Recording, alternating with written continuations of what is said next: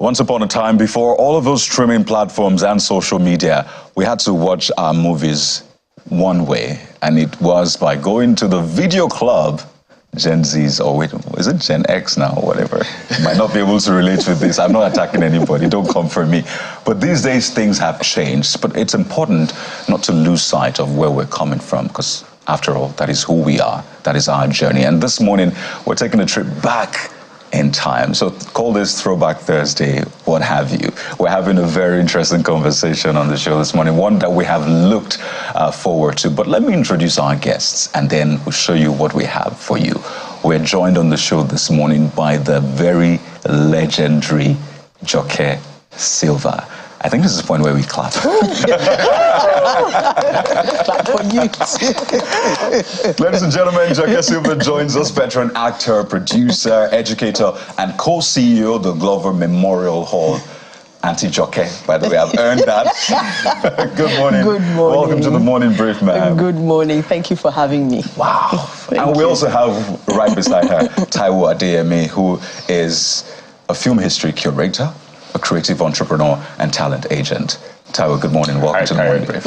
It's a pleasure to be here. Absolutely. So this is like a crossover across generations. I absolutely love this. And this is why we're having this conversation. Just right behind them, there is an installation of the video club. So Gen Zs, you need to pay attention. This was the hustle then. If you wanted to see a movie. Kari, what are you feeling like? Can you remember that video player, Kari? What? Do you remember the first neck at the Pretty Serpent? I knew you were going to do this. So yes, I remember. I remember. I did my research, so I remember. So, I mean, this is phenomenal. Taiwo, you have curated all of this work. But let me begin with you, Ma. You've had to attend this. You're also on the board. So you've had to attend these exhibitions, I think at least 2 now in recent times. Fantastic work Taiwo is doing. But when you see all of these materials, this VHS, some of them, I think there are VCDs there as well, which, by the way, people don't use anymore.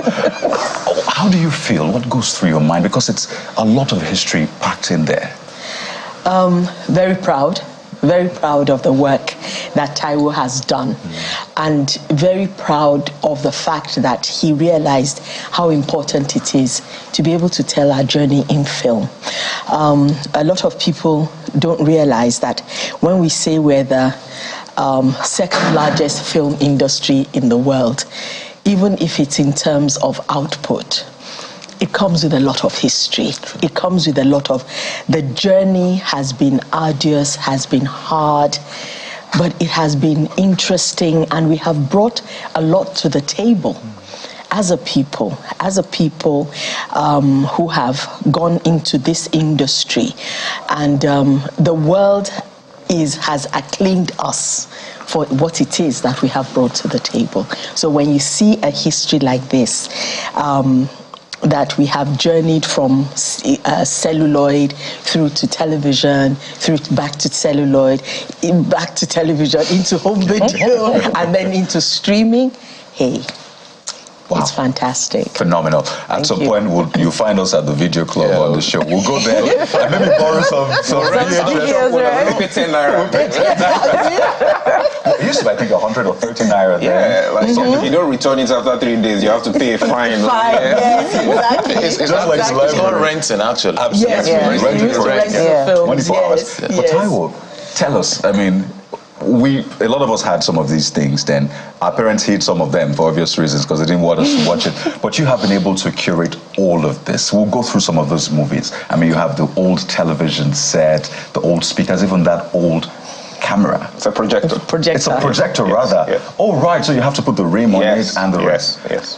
How did you achieve this? What inspired this? My grandmother, essentially, my grandmother was a very big film collector. So growing up, I grew up in a Deeper Life church, so we weren't allowed to watch TV. So my grandmother was Baptist, so I would go to her house and then watch TV.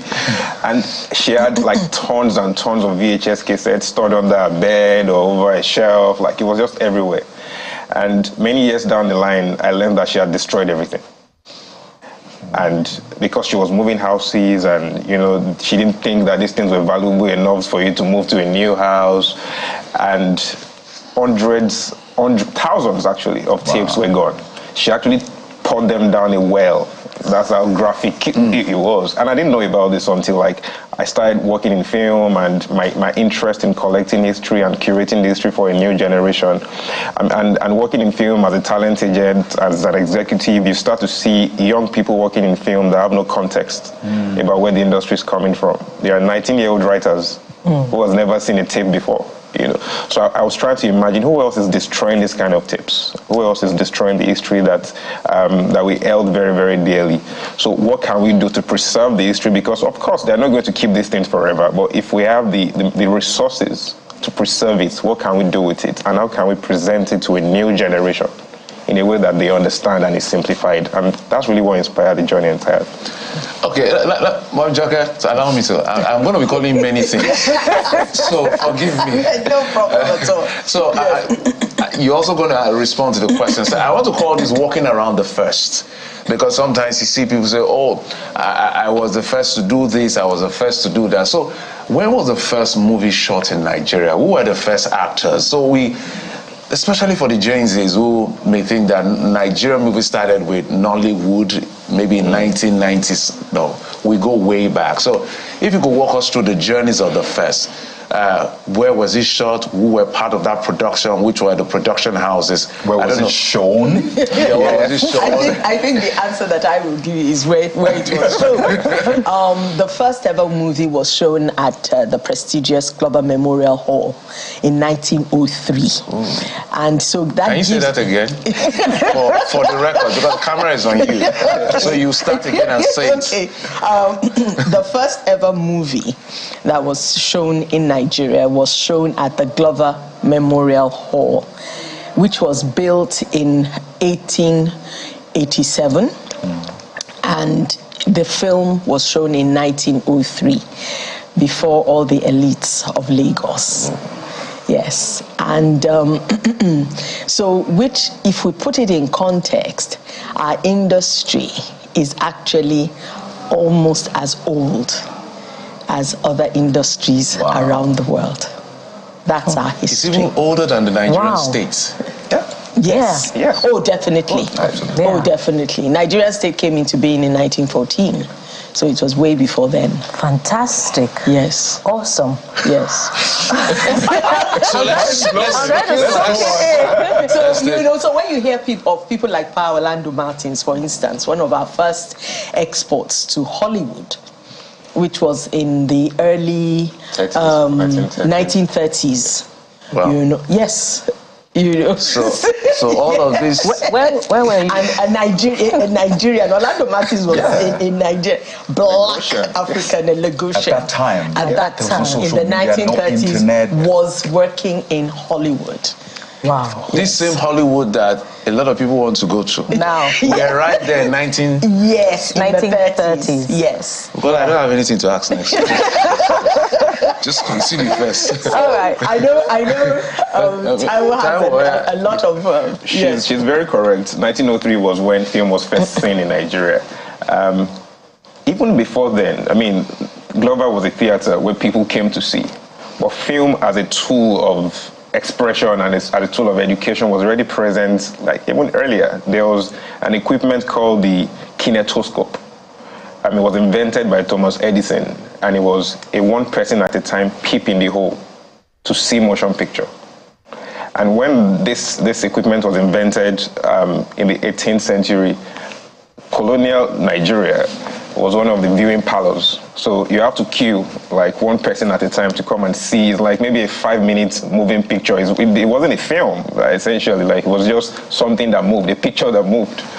And it was... What patience? Yes. But it was exciting for people of that time. Yes. Sorry for it's a conversation, so let's just chat. I'm just thinking that if this was today, Funke Akindele will wait for a long time to hit 1 billion. Just go ahead, please. So they had to do that, and then I think it was Abad Macaulay that invited these people to Glover Memorial Hall to come and actually premiere a film, in 1903. And after that, obviously, the presence was very British, and all the films that we were seeing were very like Western. But in the 1950s, 1960s, we finally had some influence to do our own things, and that's when the Ogun days started traveling around to do theater. And there was this indigenization decree by Yakubu Gowon, I think, in 1960s, that transferred... No, that's 71. 71, yes. 71. That transferred the ownership of, like, theaters from white owners to Nigerian owners. So that gave Nigerians a lot of confidence that, oh, we can now play in this industry. And then the Ogunde era, the Drola Dipo era, the Adelove era, that was called the golden age of cinema. Right. And then after the golden age of cinema, we have like the television era. So where like soap operas was on TV, daytime, nighttime, you know, the super stories, Village Headmaster. Why did I start with super stories? Yes, my generation. The Mirror in the Sun, you know, Cockroach at Dawn, you know. And then after that, technology changed the game. So VHS was technology. It was, people realized that, oh, I can stay in my house and watch this thing. And you know, one of the things that they used to do at that time, you know, sorry to butt in, was that with those videotapes, they actually used to record all these TV series onto those tapes and sell them. So we had actually started our own mini Netflix. By then, way back then. Brilliant. I remember that actually. In fact, what they used to do then was people recorded abroad, they record sitcoms. This was much later, of course. And then they will bring it home, and then you take turns. You spend 1 week, the boss spends 1 week in your house, and then you pass it on to the other house. And I saw something, by the way, you did in early 90s. I think it was 93. You were a student. I think you were with Pedro Gumola. It was a video you put on your... Oh, Kennedy, I'm so proud of you right now. I did my research. You know, and I said, you were young. I think you were in your 30s then, if I'm correct. And I'm like, whoa, look at that. And I just wanted to maybe take us back in time yet again. What movies meant to you and to our society? What was it meant to achieve? Because, I mean, things have really changed these days. People want to go into movies for various reasons. But tell us, so we essentially know where we're coming from, so we don't lose sight of who we are. What was the movie industry meant to achieve, really, at the heart of its core? I think, basically, the movie industry is very much popular culture. It's you know, I'll lift off, I think in explaining that, I think I'll lift off one of the examples that you gave. Owuro Olojo. Owuro Olojo was a TV series before it became a film on adolescent sexuality and trying to look at various issues. It was funded by Gold Circle Condom at the time. yes, because, you know, in trying to tell people to protect themselves against, you know, sexually transmitted diseases, what were the various issues that young people faced, you know, as adolescents? You have a young girl who goes to, which was the character that I played, a young girl who gets pregnant and she's still in school, and the mother insists that have the baby, leave the baby with me, go back to school, which wasn't the normal thing. Once a girl gets pregnant, that's it. That, you know, so that was one of the messages that was being passed on. The other one was that if you have to have an abortion, go to a proper medical practitioner, because you have a character who has an abortion and that's the end. She can't have any more children. And then you also have another woman who, because she's so in love with her love interest, with her significant other, allows him to walk all over her. And, you know, so she becomes his pimp, supplies him with girls and all that and all. And it doesn't change anything. The guy is just the guy. He's so narcissistic. He's, you know, so basic, I think, and now what used to happen with that was that people used to save they used to record the episodes and save it for their children when they get back from school. That this is what we've been telling you about. I remember Helen Paul made a statement and said that I remember this TV series. My grandmother would make us all sit in front of it, and so many of my aunties, you know, hated the program. So it was a tool for social change. Yes, it was. You know, so it was a tool for social change. It was a tool for community, for coming together, watching something, discussing it. And also a tool for entertainment. So it was everything wrapped in one. Yeah. Beautiful. Amazing, amazing. I feel like I'm a part of history right now, you know, having this conversation and seeing that behind you. But Nollywood has moved from, you know, the days of the themes of love to family life to the days of rituals. You know, you remember that time? There was a lot of that. So I feel that the Gen Zs, they need the opportunity. Past Gen Z. I don't know Gen something now. Gen something. There's Gen X. Gen X. Okay, no, but then Gen X is before Z now. Yes. Okay. Millennials is Gen Z, millennials, and boomers. There's an incoming one called the pandemic babies. That's not fun.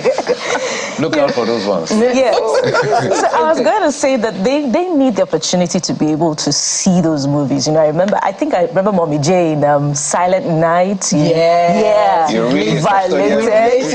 She frequents the video club. So what's the potential, the commercial value from this work that you're doing, Taiwo? Speak to it.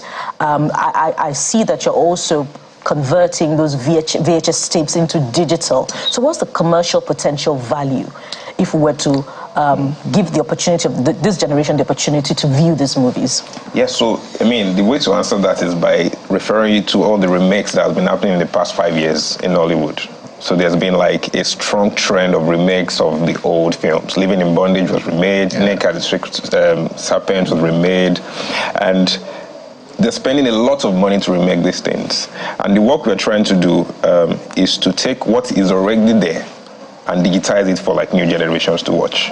And then we can partner with streamers to have the same thing. So there are people across the world that do high resolution digitization. So we are watching a VHS, it's something that was recorded in VHS in 4K. It's now possible. So it's the same conversation that will happen on these streaming platforms and have, okay, how can you watch Shawaroi in high definition? What will you pay to watch like Agogo Iwo or like the first Living in Bondage in high definition or in 4K? And then there's so many revenue models to monetize that, and we're currently just exploring. It's a lot of work, and every day is a new learning curve for us. So what about the copyright concerns? Because this intellectual property belongs to people who have produced them in the past. How are you ironing that out as well? Great question. So we're talking to families and custodians of these rights.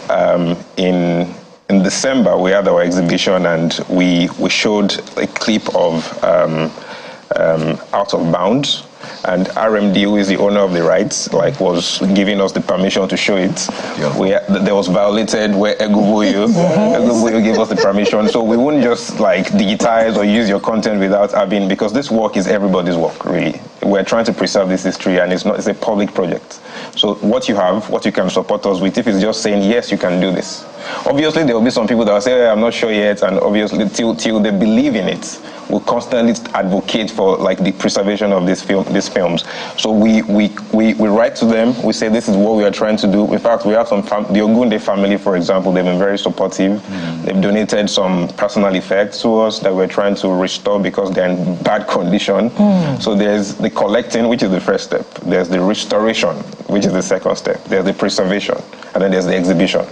So when we go through these different steps, carrying the right stakeholders involved, we get to the step where we can finally show it, and nobody's going to come for us. All right. Well, Mami Joke, let me come to you. I say I'm going to call you many names, so as it comes out of my mind, just accept it.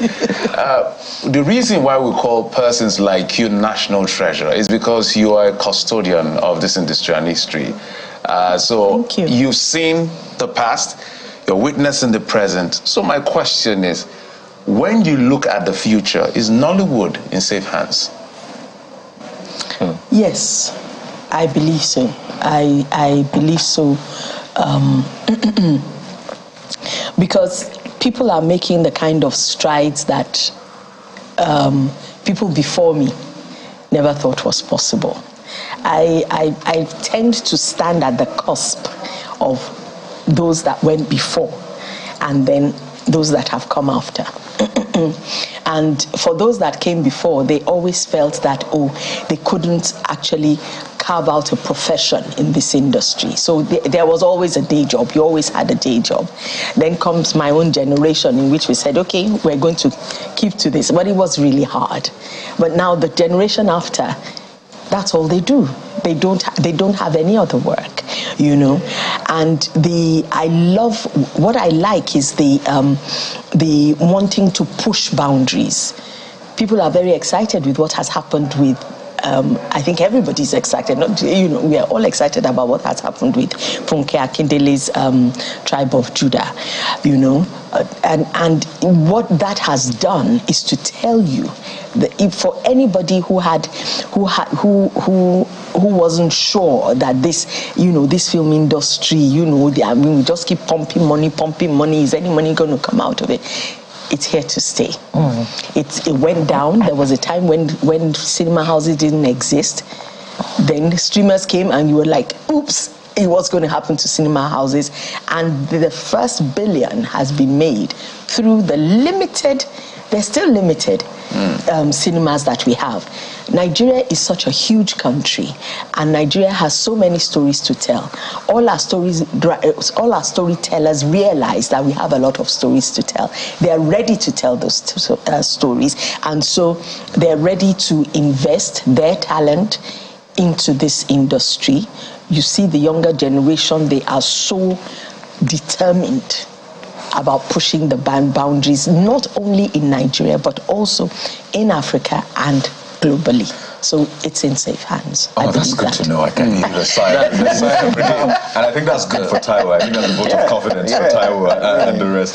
I want to ask both of you this very important question, because Nollywood operates obviously in the context of our economy, security, and the rest.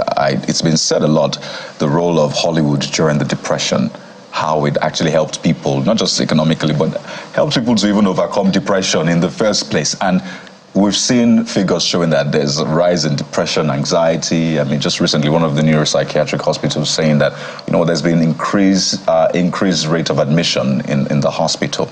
So let me just ask, how tough or easy is it operating in this context? I'm talking today now, we're discussing dollar to naira, 1,520. We're talking security and all. So I know that you people portray a rich man, a rich woman lifestyle, in the movies, that is. So people always think, okay, maybe you're detached, you're not feeling, what we're feeling. But how is it operating in the Nigeria of today? Hard, as it's hard for everybody else. Raising the finance to put up any project is incredibly tough. But it also is an opportunity for people to look at new ways of raising that finance. Collaboration definitely is the way forward. If you think about what happened with Gangs of Lagos, they broke the barrier in there were probably about almost 21 producers for that film. Yes. Wow. So that's the kind of thing that will, that's what the future entails. When we were in the car, we were discussing this actually, that what's happening now is, they say there's nothing new under the sun. Sure. And I think it's just a way of calming people down. Years ago, I still haven't gotten the name of the singer that said, Obirin kigbe, okorin kigbe, elkawo kosowo lode. Now, this was in the early 40s, early 50s. I can't remember. Victor Laya. Victor Laya. Wow. Oh, that's my... Yes, Victor Laya. Now, that was a song in the early 60s. All right, Obirin, and it was saying that women are crying, men are crying, there's no money out there in the early 60s. And yet, if you look at the history from there till now, people were building houses, people were buying cars. Something that my husband always used to say at that time when, we felt there was inflation in the early 80s, yes. And he said, whether we like, the children are going to buy their own car, they are going to build their own house, and I carry that along with me. Of course, things are hard, but it's also, again, an opportunity to do things in a different way, you know, in a different, probably, and also more responsible way. Beautiful. Think outside the box. Outside the box, I don't even know what to add to that, really. Brilliant answer. I think that Nollywood is a reflection of the Nigerian economy. It's not just like any other industry. So if people, I represent actors, that's my day job. So like I know the finances, I understand the business of film, and I know that like the success that we are communicating based on Tribe Called Judah, Gangs of Lagos is great, but like it needs to spread across from top to bottom, because there are thousands of filmmakers in this industry churning out work every day that you probably will never get to see, because like there is this, you know, the 1% rule, or the Pareto principle, where 20% contributes to 80%. It's normal and it's expected, but like the more partnerships happen, the more non-entertainment industries look into entertainment and say, okay, you have the money, we have the creativity, and we have the content. Bring your money. Let's help you, because there's really no brand or organization right now that is not a media company, essentially. Because everybody tells stories, and one of the best ways to tell stories is through film.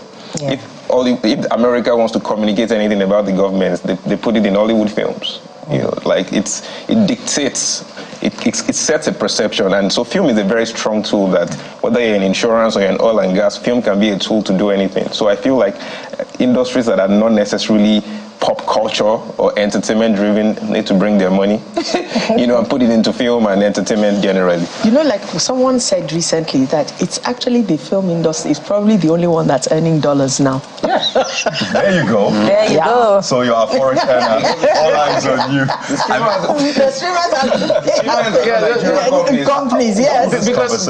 Because that's even a concern, because I'm also looking at where the money is going, whether we're really making this money or we're exporting these finances outside. Where you have the streaming platforms, which are not Nigerian companies. Yes. You have I don't want to call their names. So. But they're investors. Yeah, they're investors. And we say we want more investors, so don't discourage them. No. What they're saying is that they should up the ante. Exactly. For Nigeria, and also, I'm sure you've had interaction with people in government. What else is the industry doing to make sure that investors, maybe the stock market and even the government, begin to see this as an asset?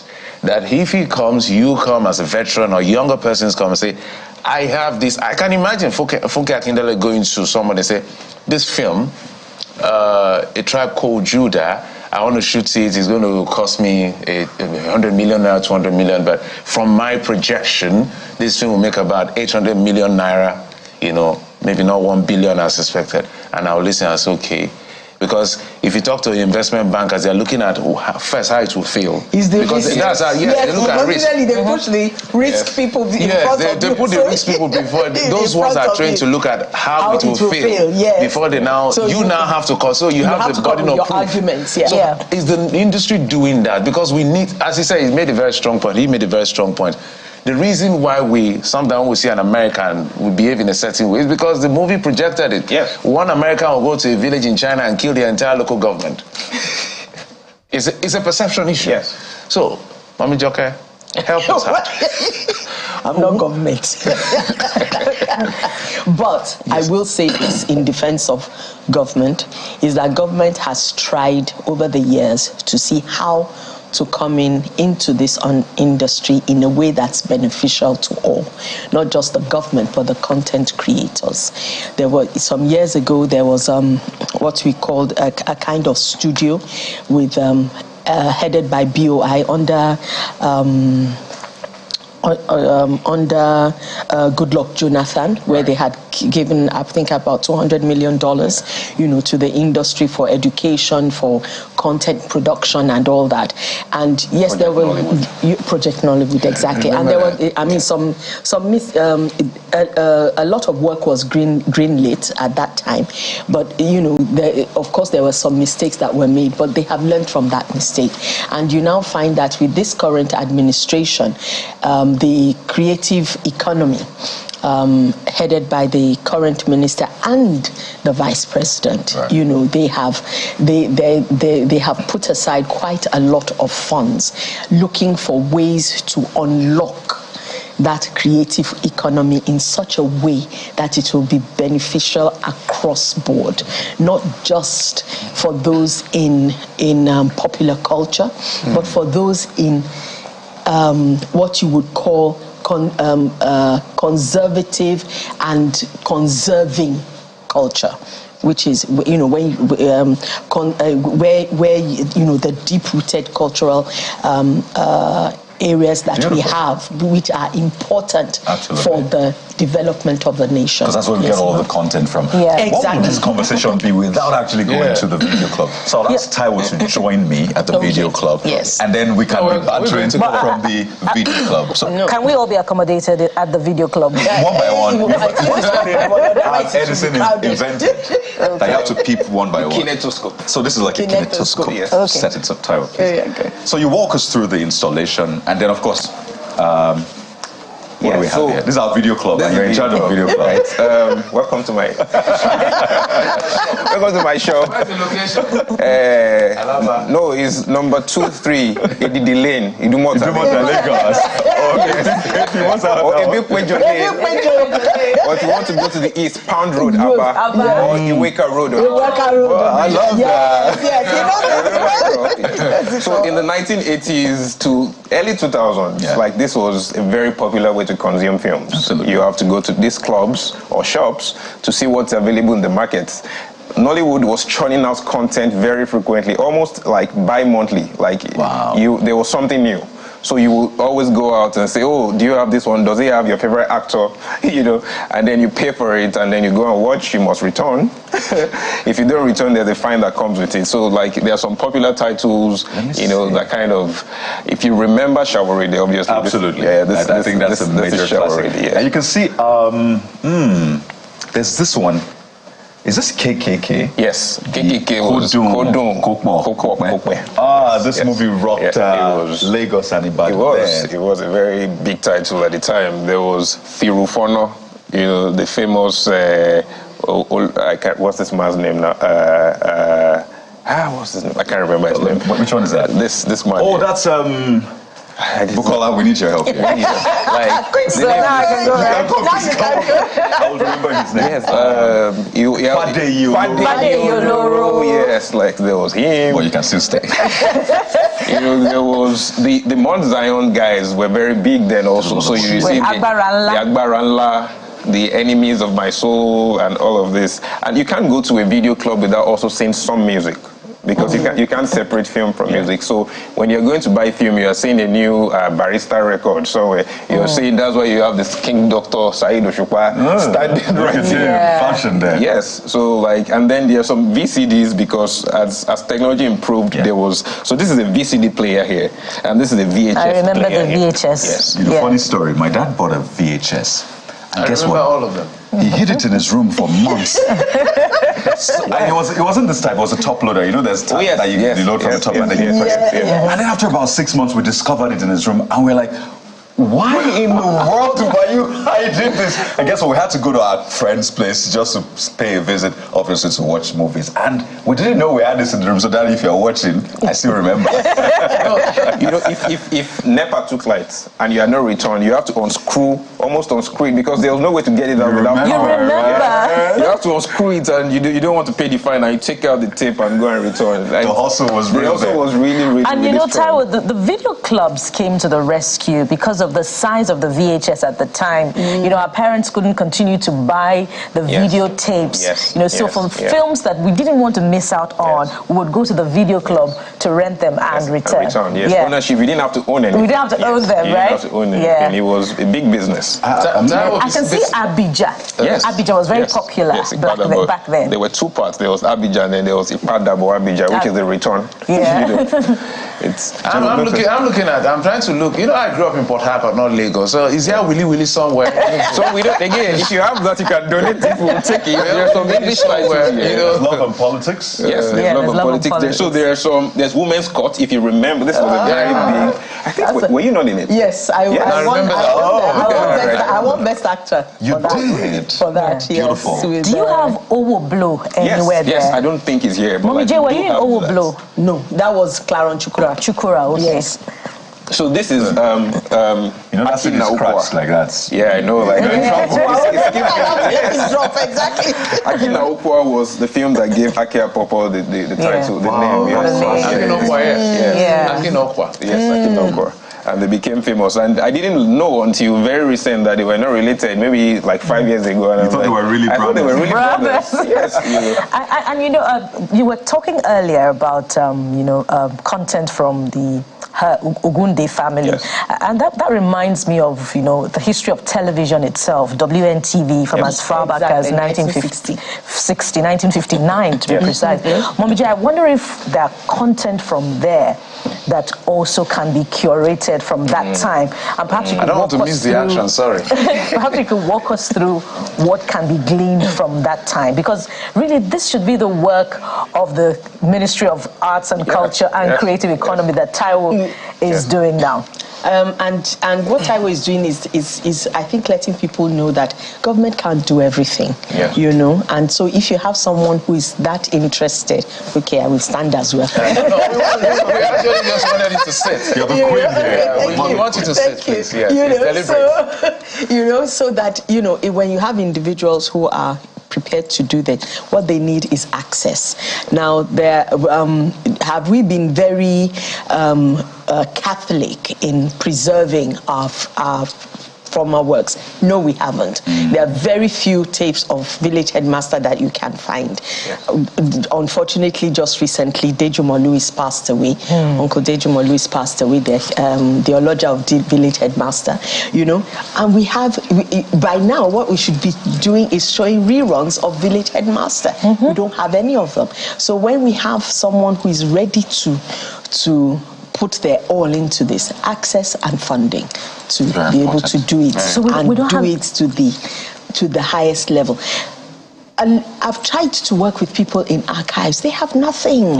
Nothing from the days of WNTV.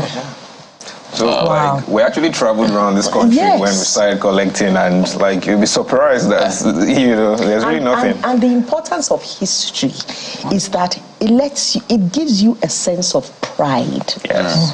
To let you know where you are coming from and all that you have achieved in way back then when you didn't have so much technology to support you. How far you've traveled, and so it's immeasurable. So is there a place where we can come and see all of this history? Global Memorial, very good.